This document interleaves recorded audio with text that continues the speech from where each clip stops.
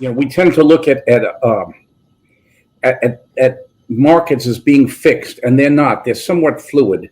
So I think when I say somewhat fluid, sometimes, and I use this phrase with you, supply creates demand. So, we tend to think that big shrimp is going to go to food service and small shrimp is going to go to retail. However, what we found over the last couple of months with the shortage of product for retail is that the customer is a lot more flexible than what we thought.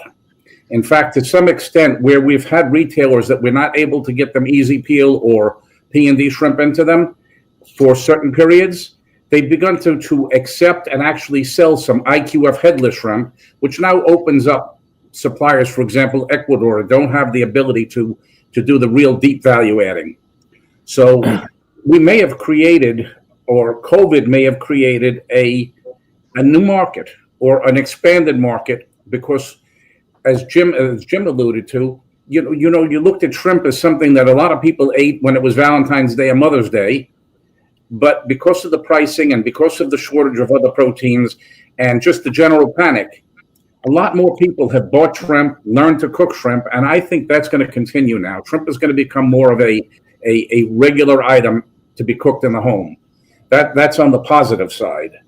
A little bit of the negative we're seeing from the food service that we hadn't mentioned yet is that there are serious credit issues that we're encountering with the distributors to food service.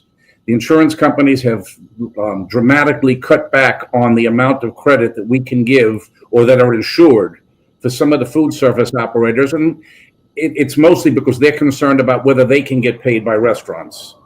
So there's going to be a shift, it looks like, as Jim said, into a higher consumption of retail product and maybe a long-term issue with food service.